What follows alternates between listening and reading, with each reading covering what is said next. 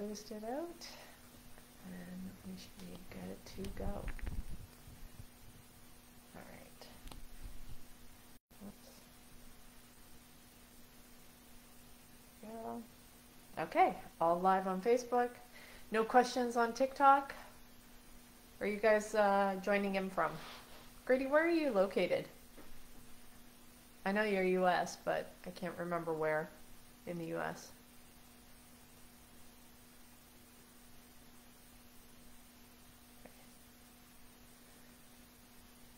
All right.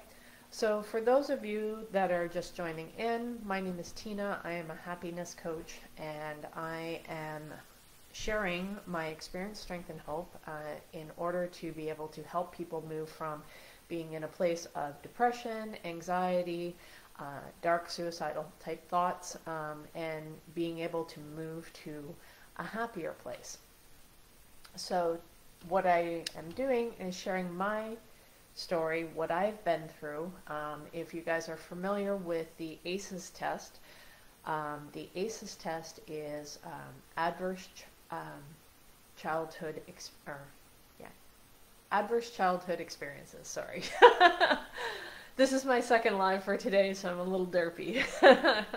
But so adverse childhood experiences, and it's a tool that psychologists use to be able to assess the level of trauma that a child has experienced. I actually get a 10 out of 10, and you can try looking that up on Google if you want to take the test. There's all kinds of free things, and I did that originally because when I started my coaching program, I went through to help sales reps heal their past trauma, because a lot of times when we would do role plays, people would feel like they could open up to me, and they would share things that they had going on in their life, some things that they were struggling with, and they felt safe enough to be able to open up to me.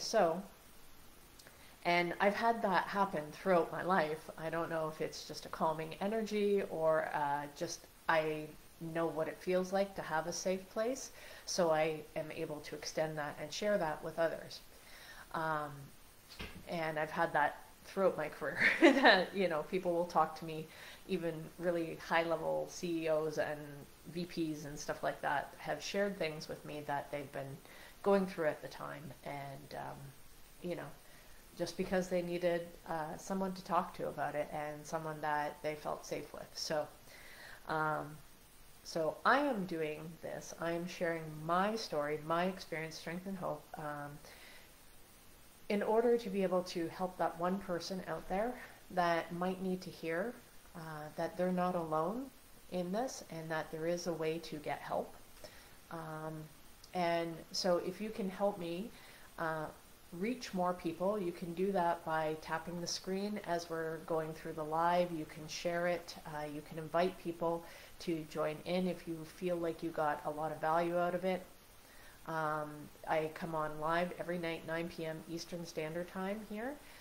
So you can come in, ask questions, join in, just listen in, whatever you want to do. You don't have to talk. I'm doing this as a free service for those who need it. And then if you feel like you would like to explore more of what it would be like to work with me, you can reach out to me and we can talk about that. I just want to let you know, though, for one-on-one coaching, I am limiting how many people I will be working with, because it does take quite a bit of my energy to go through this, and I'm more than happy to share that, but I want really serious, dedicated clients to be able to work with. So the figure will, the investment will be at least a 5-figure investment, okay? For the rest of you, you can come on here, you can learn the stuff. If you want to listen to the YouTube videos, you can go and check out my YouTube channel, which is Coach Tina B 125, and you can listen to the replays of the live. I will be posting them up there. And like I said, if you have any questions, you want me to cover a certain topic, I invite you to share those kind of things, share that in the chat. If it's something that's really in depth, I'll actually do a training on it, and I'll provide you with some insight, some tools that I've used to be able to cope with those challenging situations. So tonight what I'm going to do is I'm going to be going through the timeline of what I experienced. So right now I'm 52, so I started my healing journey when I was 19. And then from the age of 19 to 32, like my entire life was therapy, 12-step groups, healing retreats, all kinds of different things that involved ways to actually heal. So it's really hard for me to share all the wealth of knowledge that I have, the things that I've picked up, but oftentimes when I talk to people one-on-one, I'm able to provide them some sort of insight or guidance, and even if it wasn't my own personal experience, I've been able to share some things that I've learned along the way that often helps. Okay, so like I said, my goal is to try and help 1 million people heal past trauma, and the more people that are able to hear this, the more they're able to start to learn, become aware of what's possible, become aware, because the biggest thing is I didn't even think I was affected by the abuse. I actually had to get forced to go to therapy. I fought it tooth and nail. I was the good student. I had good grades, an honor roll student in grade 10, and, well, all the way up till grade 10. And then as I go through my story today, you'll find out why I quit school, even though I was doing really well in it, and some of the challenges that came up because of all the stuff that went on. And so I had to get forced. I was like, okay, I'm just going to go, I'm going to share the stuff I went through, and then they're going to see that I'm just fine. I don't actually need to be in therapy. I don't need to talk to anybody. Like, you know, therapy is for people who have serious problems, and I'm not one of those. Yeah, denial is not just a river in Egypt. So, and one of the things that I do want to share is throughout my entire journey, I avoided talking about what I've been through. I did not want the label of, you know, victim put on me. I didn't want anybody to have pity for me. I didn't want anybody to think badly of me. I just wanted to put it in the past and not deal with it. It didn't affect me, la la la la la, doesn't hurt, doesn't hurt, doesn't hurt. And that's kind of how I operated for quite a while, until I had no other choice but to go. And so, just to give you some context, from my earliest memory, probably when I was like 4, there was always fighting and violence in the family. My mom had married my brother's father, so we have different fathers, and she had married him. He was really bad alcoholic. There was all kinds of fights and violence, and in some of the art therapy work that I do, and you'll see some of that on my TikTok page and my Facebook, and if you look at my YouTube, I use the artwork as the thumbnail background. So there will be links. If you like some of that artwork, you can purchase that on Redbubble. So anyway, 4 years old, I remember my mom and fighting with my brother's dad, and they were pushing, things were crashing and getting smashed, and she yelled at me to get my brother ready. My brother was an infant. We're about 4 years apart. And I knew exactly what to do. I am 4.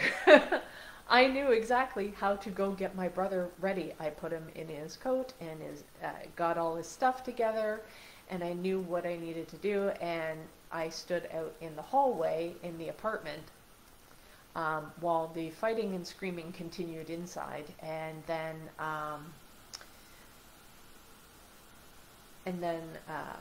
I remember, you know, he threw a beer bottle at my mom, and it smashed.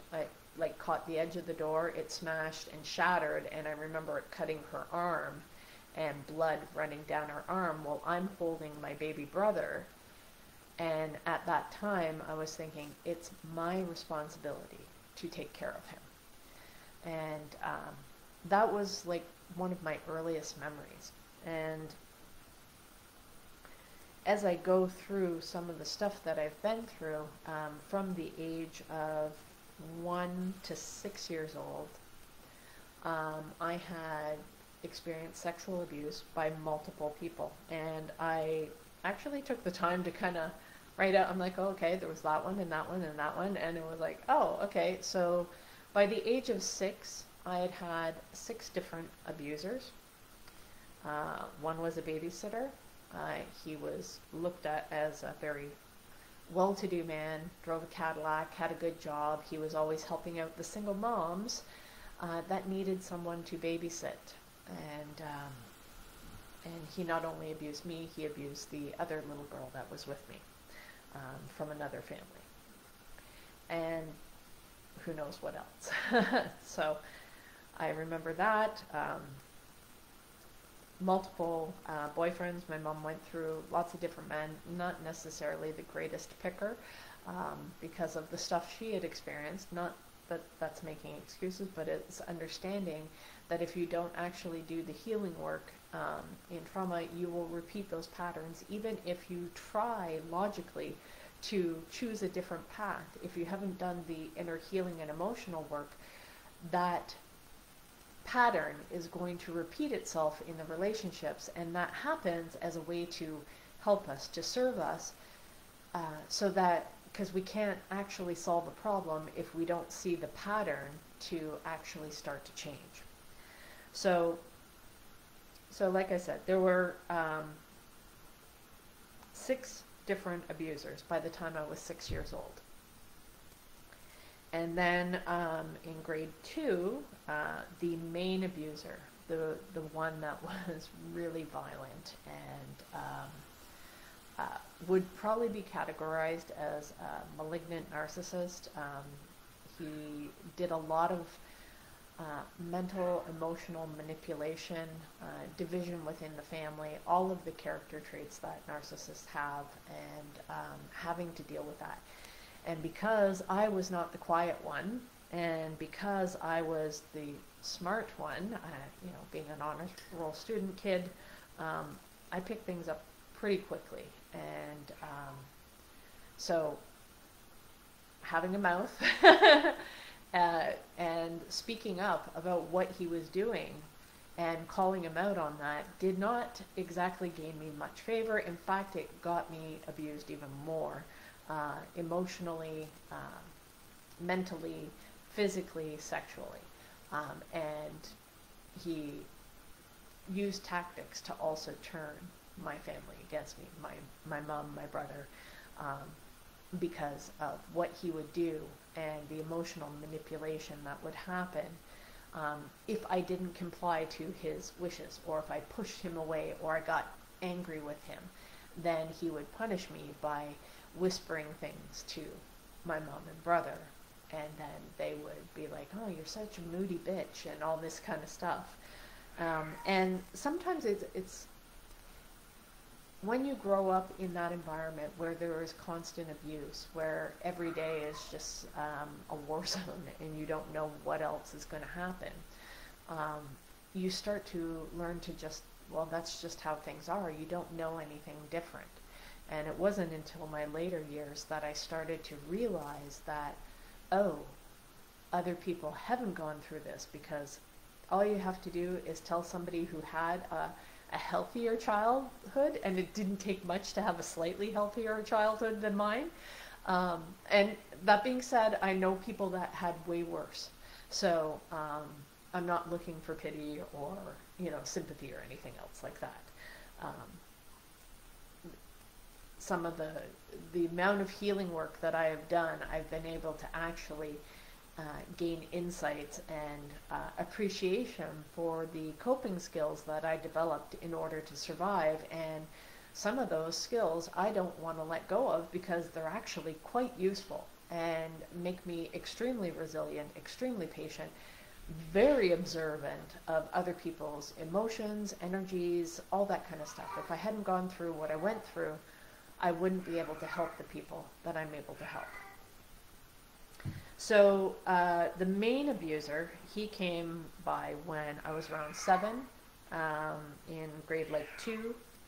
And then by the time grade 9 rolled around, when I was 15, so the abuse had gone on all that time. Sorry, my cat. She's going to be Katie. Hi, baby. Come on. I have a visitor. She'll be quieter in my lap. So by the time this abuser ended up, we actually got rescued by my uncle, who lived in Alberta. I had been writing, because we didn't have the internet back then, we didn't have any of that kind of stuff. I couldn't be on the phone or anything. So I'd write letters to my cousin, and I would share with him what was going on and how I hated being subjugated to the conditions that were happening. The sexual abuse, the violence, the drinking, the fighting, all of that kind of stuff. And so his younger sister actually found one of my letters, and she went and showed my uncle, who called my grandmother up, and he lived way out in Alberta. I'm in Ontario, Canada. He flew in to Ontario, picked up my grandmother, and then came over to the house and removed us from the house. So I'm forever grateful for my uncle for doing that for us, for actually saving us. We ended up going to live with my aunt and uncle that also lived close by. And so at one time there was like 9 of us in a 2-bedroom bungalow house. So it was ram jam full, but it was some of the happier times, right? So I loved hanging out with my cousins and family, and just being able to heal with that. One of the challenges I had is that even though we were rescued from that situation, so I was 15 years old, and we had to still talk with the abuser, because he had been our father figure for, I guess about 8 years. And so we had to make nice because they were trying to sell the house and divide stuff. So we had to make nice and everything. And once it got towards the end, this same abuser wanted to talk to me. Keep in mind, I'm 15 years old. And he wanted me to come live with him. And I was like, no. And he's like, no, I don't think you understand. I don't want you to come live with me as my daughter. I want you to come live with me as my girlfriend. Yeah. So there's the abuse, and then there's all the shit that happens around the abuse and all of that kind of stuff. That was more traumatizing, more triggering than any of the other stuff. And to know that is like, I just started crying, and thankfully I never had to get back on the phone. But because of this man's behavior, his stalking tendencies, and his times that he would take me to go spy on my mother, and he would, have a gun in the car and stuff like that, and we'd go sit and watch to see if my mom was cheating on him. We're at a friggin' bingo hall. She's not cheating on you. But he would do this stuff as acts of power and dominance, and those kind of things were the harder things to start to learn to recover from, of how those kind of behaviors ended up affecting me. And even after he was long gone and I was living on my own, I remember a couple of times feeling worried that he was possibly following me, or that he knew where I lived, or something like that. So there were certain fears that kind of came up of feeling like I was always being watched. And so those were, not all the time, but they would come up from time to time. And yeah, so that was the main abuser, and I wish I could say that it ended at that point.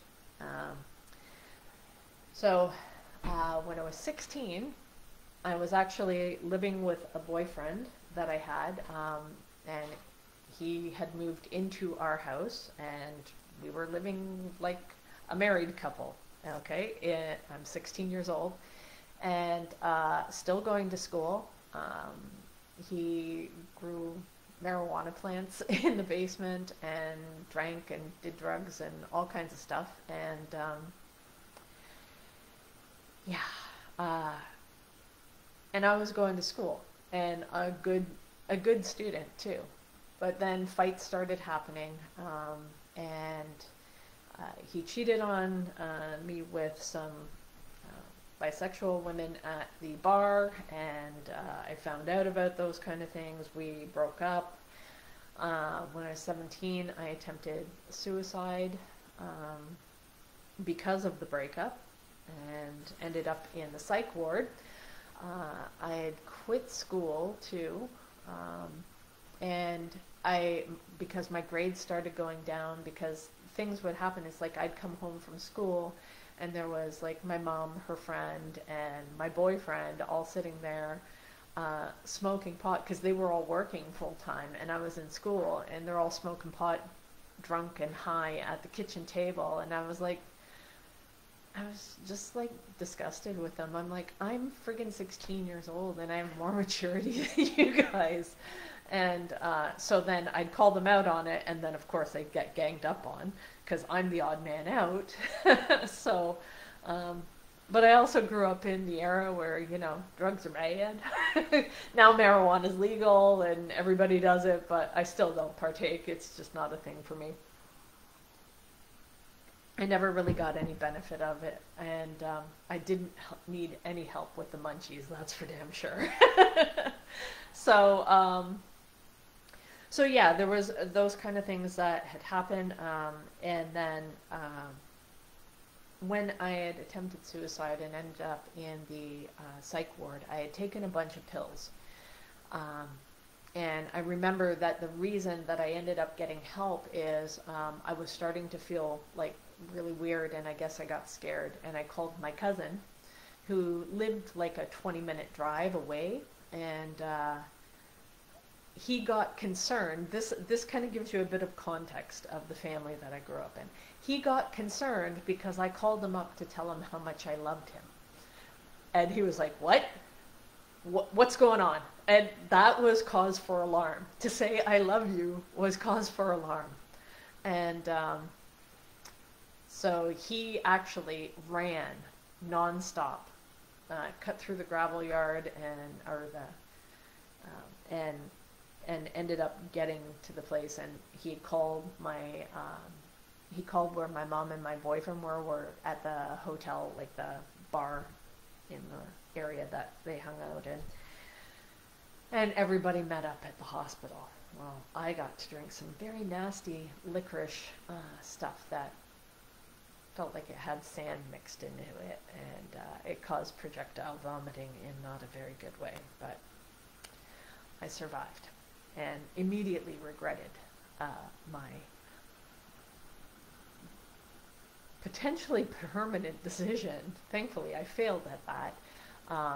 But it could have been disastrous. And so 35 years, I've successfully failed at that attempt. Okay. And when I went to go see the psychiatrist, because I was such a good student, because I had a good head on my shoulders, because this was the first time that I kind of had any of those kind of challenges, he never bothered to try and ask any of my past, any of the things that I had gone through. And it was just, he had looked at me like I was wasting his time. And he couldn't prescribe me any medication because I didn't have the symptoms. So it was like he was annoyed by that. And he just said to me, you know what, just forget about your boyfriend and go back to school. Well, technically, right, it wasn't exactly helpful information. It wasn't, it was very logical, and that probably would have been the best course of action. However, it didn't address any of the emotional concerns. He had no compassion, no caring. So despite all of his medical training, that was absolutely not helpful to me in any way, shape, or form. So, sorry, I'm just noticing my phone is about to die. So hang on just a second here.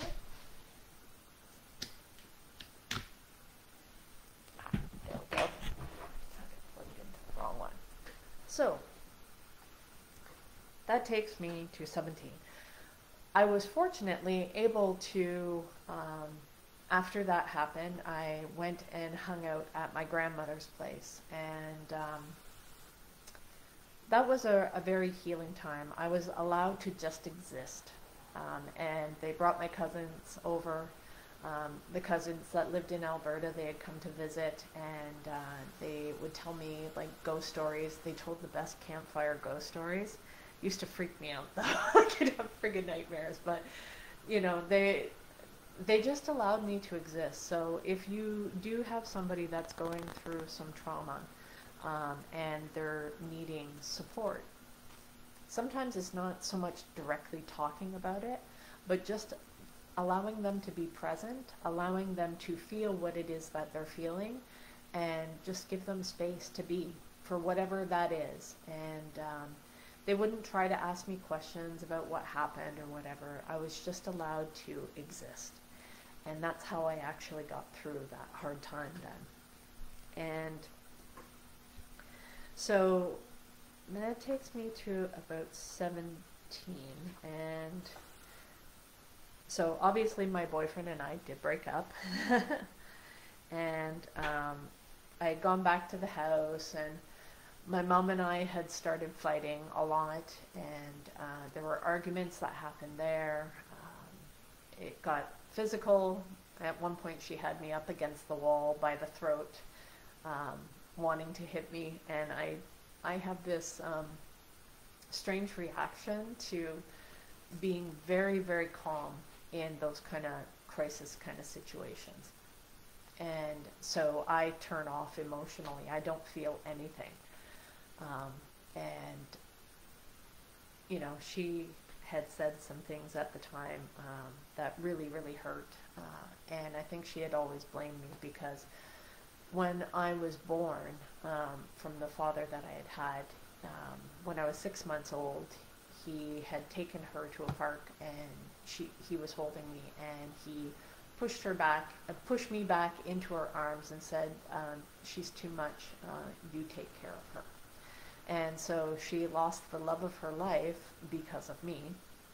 And in that fight, when I was 17, I was reminded of that she never loved anybody more than my father, not myself and not my brother.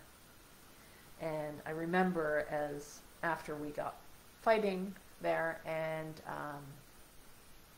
things got rough, and I walked out to go live with my aunt, and I remember just coldly saying goodbye, mother, as I was leaving. And I went to live with my aunt for a little while. They tried to get my mom and I to reconcile, and that didn't go very well. Eventually I ended up getting back with my boyfriend. I moved in with him, lived with him for a bit, had quit school, was working full time, and then he was working all the time, and he was like never around, so there was a lot of neglect. His family didn't really like me, so they were kind of mean to me, and I was just kind of left alone. And eventually I got tired of that, and I think if we had had phones back then, I probably would have broke up with him via text, but I basically packed up all my shit, and I left a note on the bed, and I went to move back with my mom, who was with this other guy. And he, again, was an alcoholic and abusive. I would hear about all kinds of fights that would happen when I wasn't around, and drama would happen. My grandmother, I've told this story before, like, he would just get under her skin, and my grandmother actually went over a picnic table, grabbed him by the throat, knocked him to the ground, was beating the hell out of him. And then my grandfather had to pull her off, and she had like bruises all over her arm. And so that's the kind of stuff that would happen. But he would drink, and every weekend it was the same pattern over and over and over again. You could time it by the clock. My brother and I would be sitting in his room watching his TV, and then things would get louder and louder, and then I would wait until I'd hear my mom cry, and then I would leave the bedroom, and I'd come out, and I'd stand in between him, and he'd like scream like right in my face. I could feel the spit coming off of his, and I just would, again, I had this reaction of, I just remained calm, and I'd look at him, and I'd be like, are you done? Are you done? Do you feel better? He's like, I'm going to commit suicide. And I said, hang on, let me grab a chair and help you off the balcony. Right? I had no mercy. Inside, I was terrified. I was shaking because he could have just hauled off and belted me. At one time, he turned around and he flipped the coffee table. It hit the ceiling and it crushed the tobacco can. When it landed, it was so much force. It just crushed it. And I was like, fuck. So, again, I'm probably 17, 18. Yeah, 17, 18. So this kind of stuff went on, and I guess he didn't like me confronting him, and because I would challenge him every time. And I'd call him out on things, so... yeah, and so one day though, I was working midnight shift, and I was sleeping during the day because I worked midnights when I first started working, and I woke up to him in my room looking under my nightgown. Well, I had money and I had a car, and I woke up after all of this stuff, and I was like, oh fuck no, this is not happening again. And I actually packed up my shit, and I left my mom's place, and I went to move back in with my aunt and my uncle. And this time, though, the challenge is they didn't actually believe me of what had happened. And I got treated like I was making a big deal out of any. And I'm like, what? Oh, it wasn't that bad. Like, why are you making a big deal about it? You don't need to live here. And I was like, no. So I stayed with them for a little bit, and then eventually I did my mom broke up with him after one of his other episodes, and then we ended up renting a place where it was just my mom, my brother, and I. And at that time, we started healing. Before I go into that piece, though, in one of the times that I was living at my aunt's, the uncle that had saved us, he thought, you know what, maybe, because he had been living in the same town that my father had lived in, and he ran across him, and he thought, you know what, maybe if Tina knew her dad, maybe that would help her. And so he arranged a meeting so that I could actually meet my birth father. And I was so excited because of all the stuff that I had gone through, and all the challenges that I had experienced with the abuse and everything. 7 abusers, or 8 up until that point. I thought to myself, you know, at least they weren't my real father. I had this story that I had in my mind that if I had grown up with my real dad, then none of this would have happened. And I naively believed that. And so I met my birth father, the one that pushed me into my mom's arms when I was 6 months old and said that I was too much to handle. I met him, and he was actually living with a girl that my mom used to babysit, and she had 2 kids with him, and they were my half-brother and sister. So I was also excited that I got to meet my half-brother and sister. And so we'd visit and everything, and he kind of came up to where we were living and did some driving back and forth. And we had this like bonding thing where he would, he taught me how to drive fast, which is probably not a good thing, but he taught me, instead of looking at the end of the car, look further out so that you can see the turns and anticipate those. So consequently, I tend to drive a little bit fast. So that's my story. I'm sticking with it. Anyway, so in one of the times that he was visiting and he was staying over, I was saying goodnight to him, and he said, aren't you going to come give your dad a goodnight kiss? And I was like, oh, okay. So I went over to go give him a kiss, and he tried to French kiss me. And I was horrified. I was like, oh, fuck. Why does this keep happening? And I took all of that onto myself, and it was so painful, because now not only that belief that I had that if I had just grown up with my real dad, none of that would have happened. It was completely shattered, completely destroyed. And so I didn't, he went to sleep, and after he left, I never reached out to him. And shortly thereafter found out that not only had he done that with me, he actually got arrested and went to jail because he was abusing my half-brother and sister and one of his friend's kids.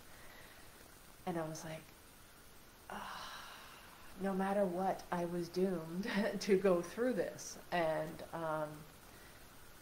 it was extremely painful to see that happened, and all the illusions that I had, all the beliefs that I had, it completely broke me, and I had like zero trust.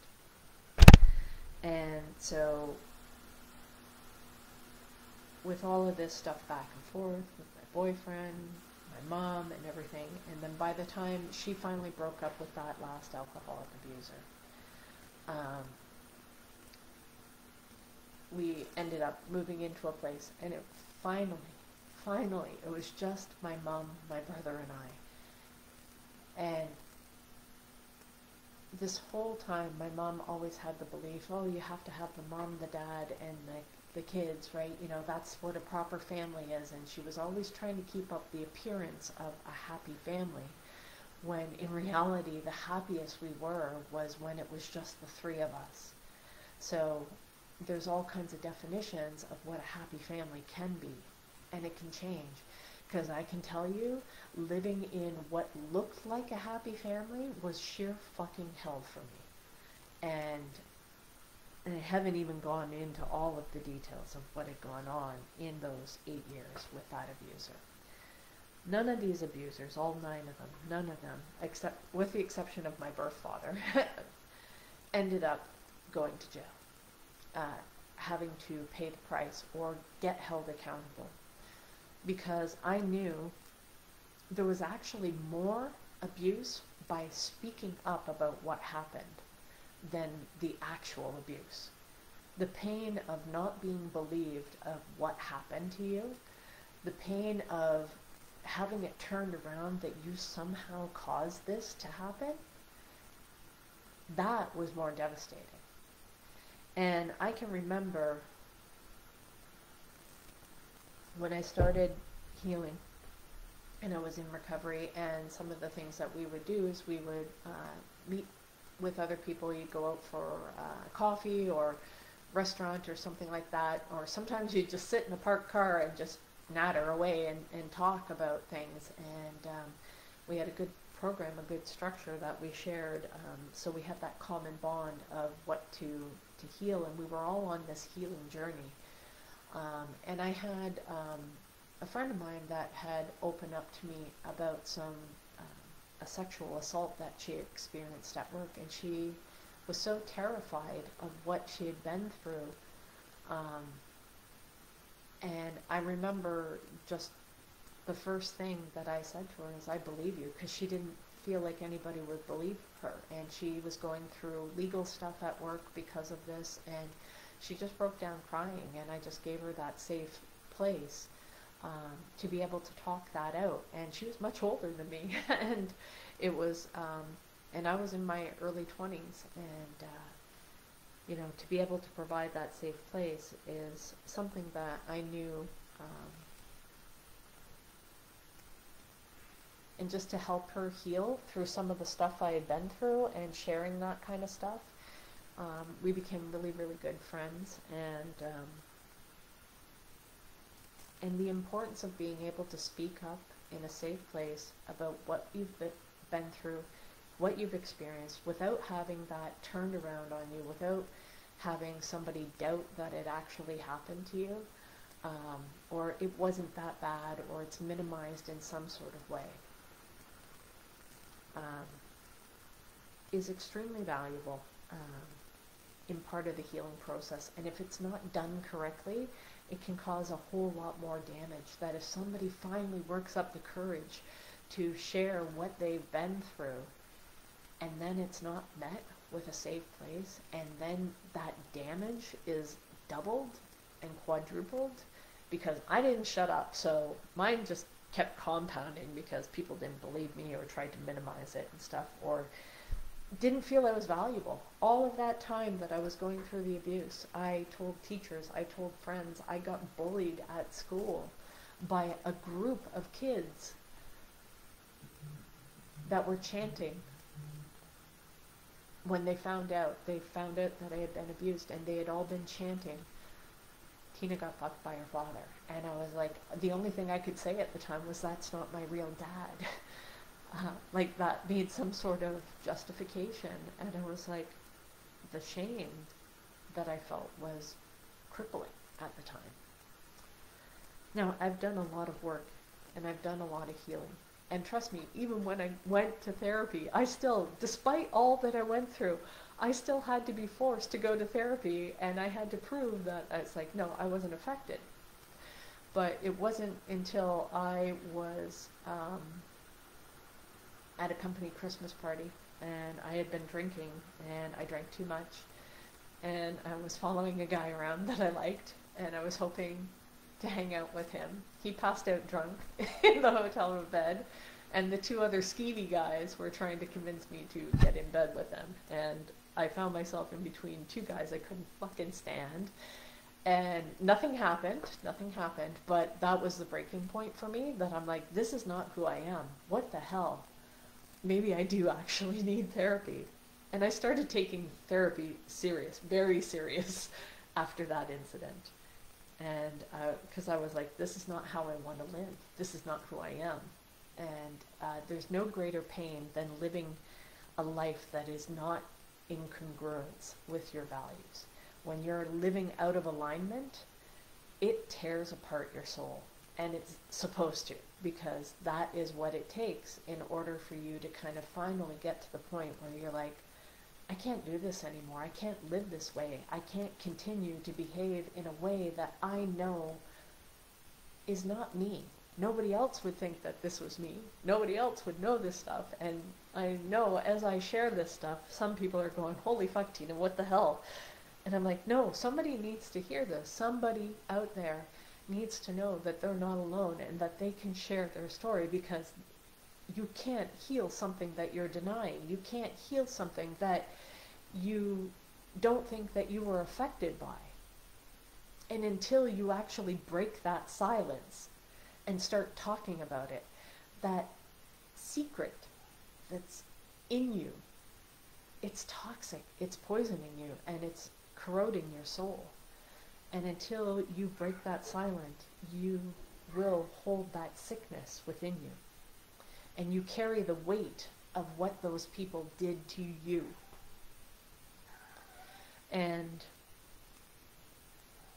I know that when I started going on healing journeys, and I did individual therapy, I did multiple group therapy, I did 12-step programs. If you guys have been affected by alcohol, or you drink too much, or drugs, there is a 12-step program out there. If you've been affected by it, Al-Anon, Alateen, I highly recommend them.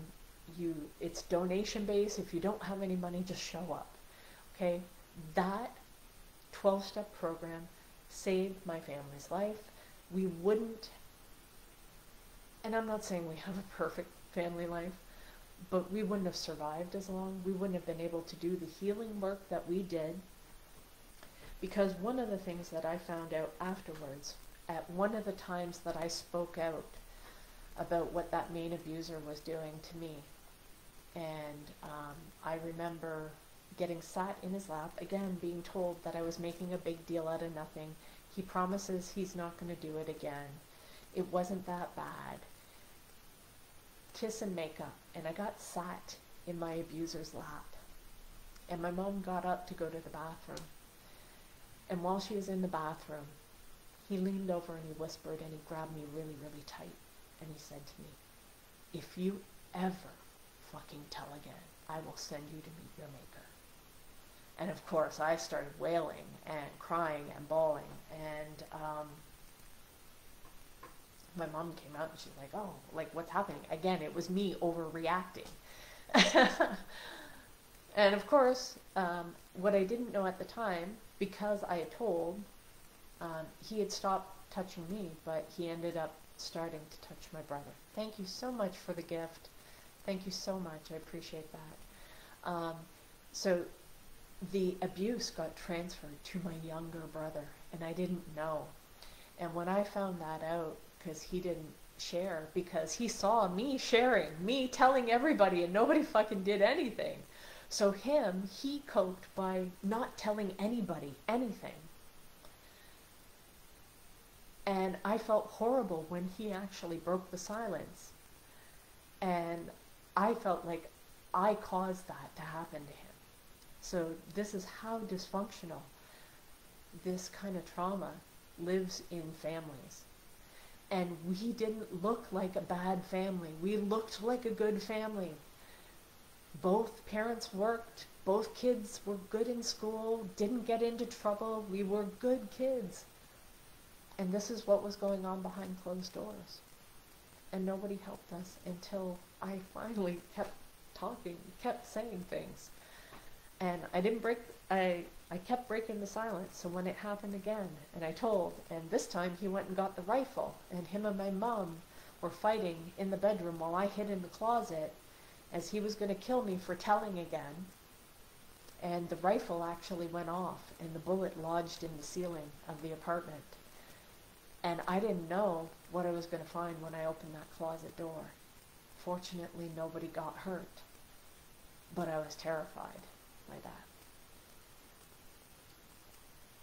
And it still, with all of that, it still didn't shut this big mouth. So if that didn't scare me, doing a friggin' live on Facebook or YouTube in the hopes that this might actually help somebody, I gotta speak up.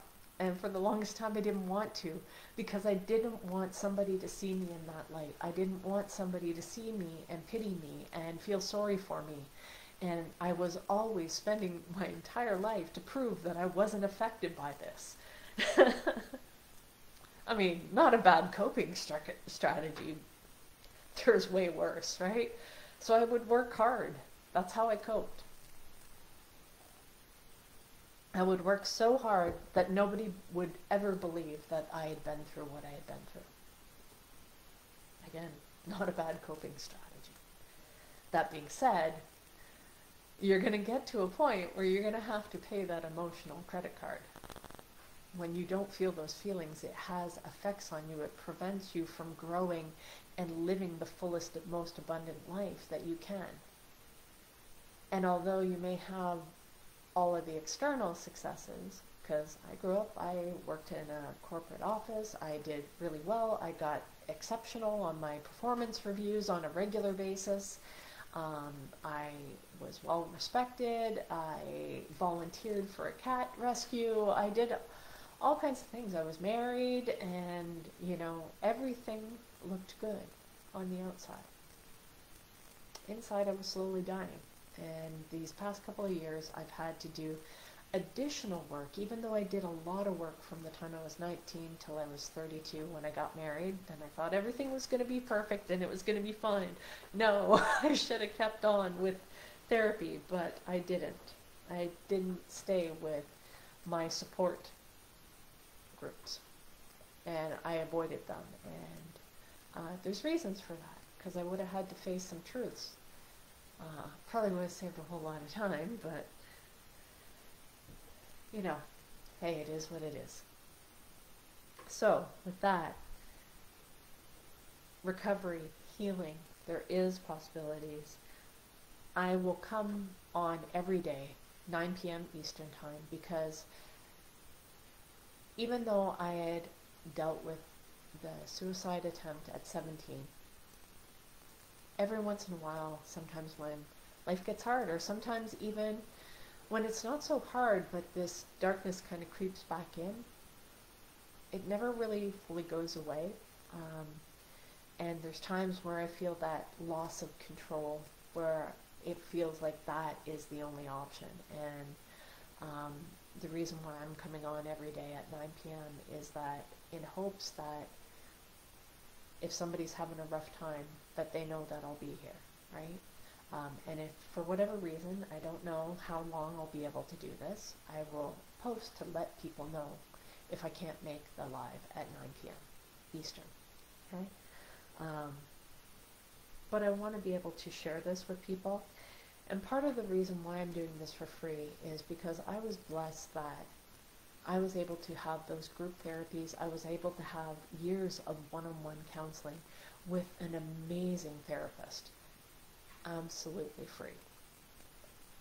And so I have challenges with being able to charge for that, for people that are struggling financially, that you will have this. You can follow my YouTube channel. You can watch the recordings of Coach Tina B 125. You can watch those and hopefully start your healing journey. If you are looking for a therapist, you can try places like BetterHelp, or local resources that you can look up.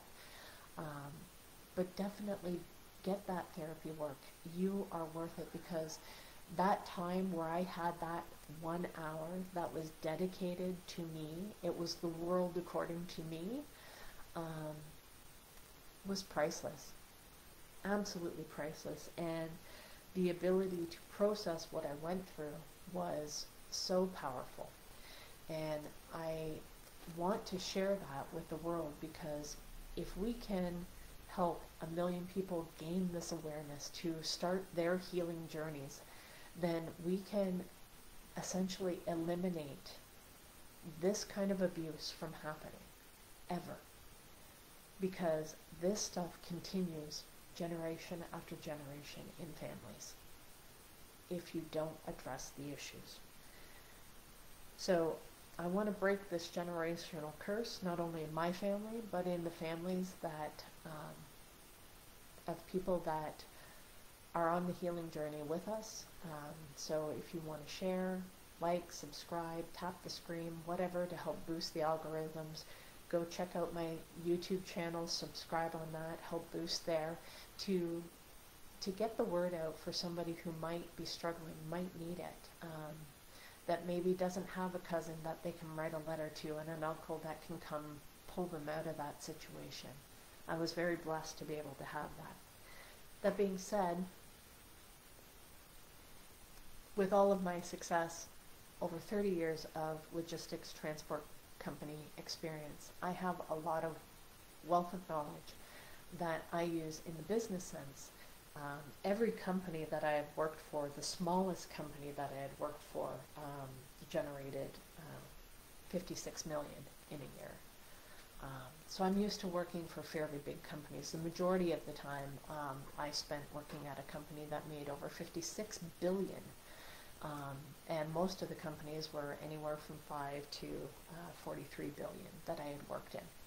So I have a lot of experience, knowledge in that aspect of that I don't even realize or value half of what I know, because it's just like, until I get into an environment where I'm working with smaller businesses and I'm like, oh, you don't know these basic things? And then I realize, oh shit, the stuff that I know is actually valuable. I can share that with entrepreneurs. And coming into this online space, working with entrepreneurs that have been able to be successful, and no different than when I was in my corporate environment where high-level CEOs and VPs and managers and stuff like that, they felt safe in a corporate environment to share with me the stuff that they went through, and that I was that safe space for them, that they didn't have to worry that anything they had ever said to me would ever go anywhere.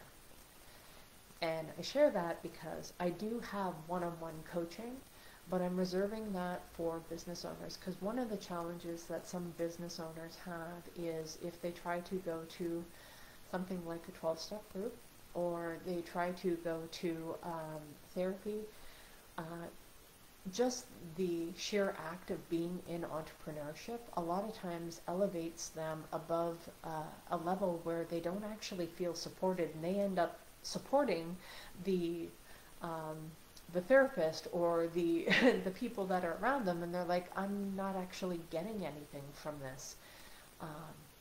And I have done this kind of stuff, and I can't give you references. I can't share that stuff because that would be breaking the confidentiality with people that I have helped. But people who've been very, very successful, made way more money than I ever did. I've been able to help them through some really challenging times, some really dark times that they got through. And they've come back and they've shared those experiences with me. And this is what I will be offering, my one-on-one coaching program. And it's so that you can do the world according to you. I understand the entrepreneurship world. I'm an entrepreneur myself. Tried and failed at many different things. So I get it. I know how hard it can be. And having that safe place that you can actually talk to somebody, that I'm not one of your competition. I am not, somebody that's going to take that anywhere. You would have that safe place with me. And if you feel like you need somebody that you might want to talk with, then reach out to me. Let's book a call and see if this is something that I can even help you with. And if I can't, I'll try to point you in the right direction. And I just want to let you know that my coaching will be a minimum 5-figure investment. So if that is outside of your budget, then stick with the free content that I give. It's going to be really valuable. This is stuff that I'll talk with you one-on-one. The benefit of getting the coaching with me is you will have that dedicated time, that access to me, and I'm going to be limiting how many people I deal with so that I can actually give you that undivided attention. Okay? I've been through a lot, and I will give you personal experiences of stuff that I've actually done, that actually works, that I do on a daily basis when I still fight those dark thoughts. And everybody thinks that I'm just fine. Tina's just fine. She smiles. She's good. And there's some days it gets really, really hard. And I literally have to sit on my hands and not act.